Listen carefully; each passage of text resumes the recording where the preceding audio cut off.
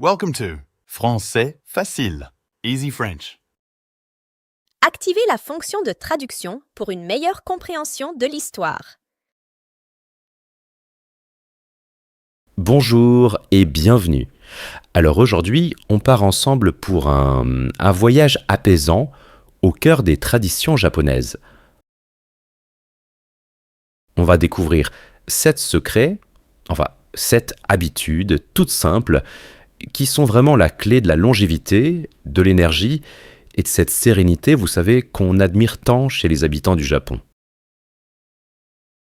Le Japon, c'est vrai que ça fascine. On y voit des personnes âgées pleines de vie, un calme intérieur qui est presque palpable et une façon très naturelle de prendre soin de soi. Et ça, ce n'est pas un hasard, non, c'est vraiment le fruit d'habitudes quotidiennes, des choses qui sont profondément ancrées dans la culture. Alors, pour nous guider, imaginons une enseignante. On va l'appeler Aki. Elle vit dans un petit village japonais, un endroit vraiment paisible, entouré de montagnes, de forêts, de rivières claires. Aki, elle a grandi en observant ses aînés, ses voisins. Elle a vu comment leur routine de tous les jours les aidait à vivre longtemps et surtout à vivre bien. Ces habitudes, comme elle le dit, elles sont ni compliquées ni coûteuses. Elles ne demandent aucun équipement spécial, rien de tout ça. Ce sont de petites actions, mais leur répétition jour après jour a un pouvoir immense sur notre humeur, notre santé et notre vision de la vie.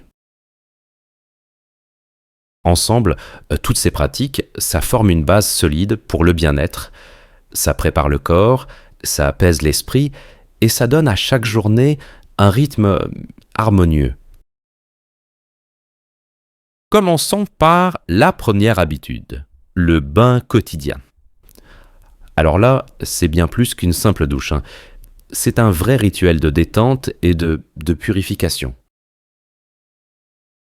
Au Japon, prendre un bain chaque jour est une habitude presque sacrée. Ce n'est pas seulement pour être propre, non. C'est un moment de relaxation, un moment pour être calme. Les Japonais voient le bain comme une pause très importante, à la fois pour le corps et pour l'esprit. Il y a 2 traditions qui expliquent l'importance du bain au Japon. La première, ce sont les onsen. Les onsen sont des sources chaudes naturelles. L'eau y est riche en minéraux. Les Japonais y vont pour se détendre, pour soigner les douleurs et aussi pour purifier leur esprit. La deuxième tradition, ce sont les sento. Ce sont des bains publics. Là-bas, les gens se lavent, ils discutent et ils se détendent ensemble. Les sento existaient bien avant que toutes les maisons aient une salle de bain. Aujourd'hui, même dans les maisons modernes, les baignoires japonaises sont profondes. On peut s'asseoir dedans avec tout le corps dans l'eau chaude. Alors, quels sont les bienfaits de ce bain japonais? Il y en a 3. Le premier, c'est la relaxation des muscles. L'eau chaude détend les muscles, elle calme le stress et elle donne une sensation de légèreté. Le deuxième, c'est l'amélioration de la circulation du sang. La chaleur et la douce pression de l'eau, ça aide le sang à mieux circuler, ce qui stimule le métabolisme et du coup, ça redonne de l'énergie. Le troisième est le soulagement des articulations. Dans l'eau, le corps est plus léger, n'est-ce pas? Du coup, les articulations, comme les genoux ou le dos, se reposent. Ça aide à avoir moins mal après une longue journée. Souvent, on prend des douches. C'est rapide, c'est pratique, on est d'accord, mais une douche ne donne pas la même sensation. Un bain japonais, ça détend profondément. Après un bon bain chaud, on dort mieux, les muscles sont plus souples et l'esprit est plus calme. On se sent prêt pour le lendemain. C'est un rituel simple, mais il est très très puissant. Aki, elle raconte que quand elle a vécu à l'étranger, les douches rapides, ça lui procurait jamais cette même sensation de détente profonde. Pour elle, un bain japonais, c'est la promesse d'une meilleure nuit de sommeil, de muscles plus souples et d'un esprit apaisé, prêt à accueillir un nouveau jour.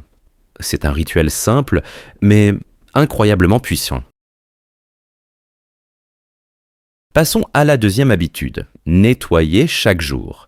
Un espace propre pour un esprit clair. Au Japon, on pense que la propreté de notre maison aide à avoir la paix à l'intérieur de soi. Nettoyer, ce n'est pas une corvée, c'est une façon de prendre soin de soi et de son environnement. Cette idée vient d'une vieille tradition japonaise, le shintoïsme, qui aime beaucoup la pureté, la lumière et l'harmonie. C'est une pratique très présente dans la culture. Les Japonais nettoient leur maison, leur jardin et même le trottoir devant leur porte. Parfois, ils nettoient aussi les parcs ou les rues.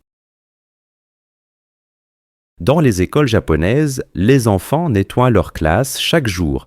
Et ce n'est pas une punition. Non, c'est une leçon. Une leçon pour apprendre à être responsable et à respecter les choses et les autres. Les enfants apprennent à ranger leur bureau, à balayer la salle, à nettoyer les couloirs. Ils apprennent à organiser l'espace pour tout le monde. Ça développe le respect, l'ordre et le travail en équipe. Pourquoi le nettoyage chaque jour aide-t-il autant? D'abord, moins de désordre, c'est moins de stress. Un espace propre, ça calme l'esprit et ça réduit la fatigue mentale. Ensuite, moins de maladies. Logique. Moins de poussière et de microbes, c'est une meilleure santé. Et enfin, plus de clarté intérieure. Quand notre espace est rangé, notre tête l'est aussi. Chaque matin, on peut prendre, disons, 15 minutes pour nettoyer un peu sa maison. Balayer, essuyer les tables, ouvrir les fenêtres pour faire entrer l'air frais. Ces gestes simples donnent un sentiment d'ordre et de calme. C'est un peu comme préparer son esprit pour une bonne journée. Aki, notre guide, elle consacre 15 minutes chaque matin à ce rituel. Elle balaie, nettoie, elle aère sa maison. Et ces gestes simples lui apportent un sentiment de calme, d'ordre, de stabilité pour commencer sa journée. La troisième habitude, le Rajyo Taiso. 3 minutes pour réveiller le corps. Le Rajyo Taiso est un exercice très célèbre au Japon. Rajyo veut dire radio et Taiso, eh bien ça veut dire gymnastique. Il est diffusé à la radio depuis 1928. En seulement 3 minutes, 13 mouvements simples permettent de réveiller tout le corps. On peut faire le Rajyo Taiso partout, dans les écoles, les entreprises, les parcs ou à la maison devant la télé. On peut le faire seul ou en groupe. C'est une pratique hyper populaire, faite par les enfants dans les écoles, les employés dans les entreprises ou les personnes âgées dans les parcs. Cet exercice, c'est un mélange parfait d'étirements, de flexion, de mouvements pour tout le corps, un peu de cardio et des respirations profondes. Il active le corps mais sans le fatiguer. Il aide à mieux respirer, à s'oxygéner et il donne une énergie positive pour toute la journée. Et son plus grand atout, c'est son accessibilité. Tout le monde peut le faire, même assis sur une chaise. Alors, pourquoi est-ce que ça marche si bien? Premièrement, il réveille les muscles sans les fatiguer. Les mouvements sont simples, mais vous verrez, très efficaces. Deuxièmement, il améliore la respiration. Il aide le corps à recevoir beaucoup d'oxygène très rapidement. Troisièmement, il met le corps en mouvement dès le matin. Ce petit effort donne de l'énergie pour toute la journée. Et enfin, il est accessible à tout le monde. Même les personnes âgées qui ne peuvent pas se lever peuvent le faire sur une chaise. La quatrième habitude, se lever tôt pour accueillir la lumière du matin. Au Japon, se lever tôt est une habitude importante. Avant, les Japonais se levaient avant le soleil. Ils priaient la lumière parce que la lumière est un symbole de vie dans la religion shintoïste. Aujourd'hui, la religion est moins centrale, c'est vrai, mais beaucoup de personnes gardent cette habitude. Elles aiment le calme et la fraîcheur du matin. Se lever tôt a plusieurs bienfaits. D'abord, la lumière du matin règle notre horloge interne. C'est l'horloge naturelle de notre corps. Cela aide à mieux dormir la nuit. Ensuite, ça donne plus d'énergie pour la journée. Le matin est un moment parfait pour bouger, pour réfléchir, pour marcher ou pour méditer, dans le calme. Il y a une atmosphère calme. Le silence du matin aide à commencer la journée avec douceur. Et enfin, ça donne une meilleure humeur. La lumière naturelle du matin, c'est bon pour le cerveau. Le matin, c'est un moment privilégié, sans distraction, pour méditer, marcher ou juste boire un thé en silence. Ce calme et cette lumière naturelle ont un effet direct sur notre humeur et notre énergie. Dans le village d'Aki, les personnes âgées, elles se lèvent souvent avant l'aube. Elles marchent, elles s'étirent et commencent leur journée doucement, en harmonie avec le rythme de la nature. Découvrons la cinquième habitude, et celle-là, elle est délicieuse. Manger sainement, ou l'harmonie dans l'assiette japonaise. La cuisine japonaise, on la considère souvent comme l'une des plus saines au monde. Elle est simple, elle est équilibrée, variée et très riche en nutriments. C'est tellement vrai qu'en 2013, elle a été reconnue par l'UNESCO comme un patrimoine culturel immatériel.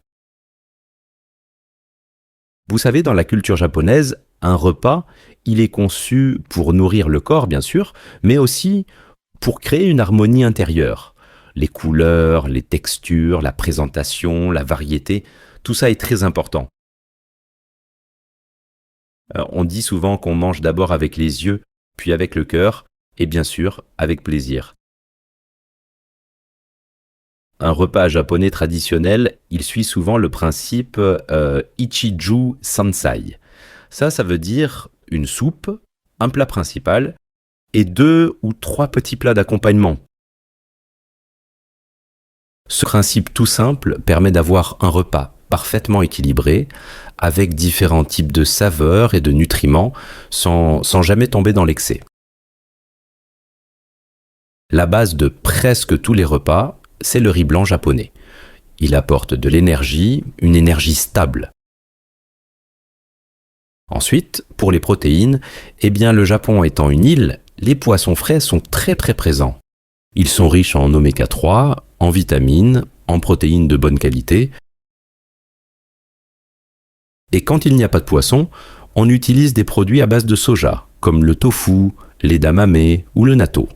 Ils sont sains, faciles à digérer et vraiment très nutritifs. Les légumes aussi, il y en a une variété incroyable, des carottes, du daikon, des champignons, des algues, des épinards, et ils sont souvent cuits à la vapeur ou juste sautés très légèrement pour garder toutes leurs vitamines. Et enfin, il y a un vrai trésor pour la digestion, les aliments fermentés. Les Japonais consomment chaque jour du miso, du natto, de la sauce soja ou des tsukemono. Ce sont des légumes fermentés. Et ces aliments, ils facilitent la digestion, ils renforcent notre système immunitaire et ils améliorent la santé de notre intestin. Un autre secret japonais, c'est la modération. Les portions sont petites, mais très variées. Ça permet de goûter à plein de saveurs et de se sentir satisfait en mangeant moins. Et ça nous amène à la fameuse règle d'Okinawa, Hara Hashibu. Ça se traduit en gros par mange jusqu'à être rassasié à 80%. C'est une philosophie simple, mais qui aide à préserver son corps, à éviter les excès et à maintenir un poids stable tout au long de sa vie. Passons maintenant à notre 6e habitude, le matcha, ce thé vert qui nourrit le corps et l'esprit. Alors, le matcha, c'est une poudre de thé vert très très fine qu'on utilise au Japon depuis des siècles. La grande différence avec un thé classique, c'est que, on ne fait pas juste infuser les feuilles pour les jeter. Non, avec le matcha, on boit la feuille entière, qui a été réduite en poudre. Et ça change tout. On absorbe beaucoup plus de nutriments, de fibres et d'antioxydants. Le matcha est incroyablement riche en catéchines. Ce sont des antioxydants très très puissants. Ces substances protègent les cellules de notre corps, elles aident à ralentir le vieillissement, à améliorer la concentration et elles renforcent l'énergie sans provoquer de nervosité. Il contient aussi de la L-théanine, c'est un acide aminé qui a la particularité de calmer l'esprit tout en gardant le cerveau éveillé et alerte. C'est pour ça que le matcha, il procure une énergie douce, une concentration stable, un esprit calme et un merveilleux sentiment de clarté mentale. Moi, par exemple, chaque matin, je prépare mon matcha. Je le fais dans un bol spécial avec un petit fouet en bambou, ça s'appelle un chasen. Je mélange la poudre avec de l'eau chaude jusqu'à obtenir une petite mousse légère. Pendant ces quelques instants, je me concentre sur mes gestes, sur ma respiration. C'est un vrai moment de calme. Après avoir bu mon matcha, je me sens, plus concentré, plus attentive, plus posée et prête à affronter ma journée.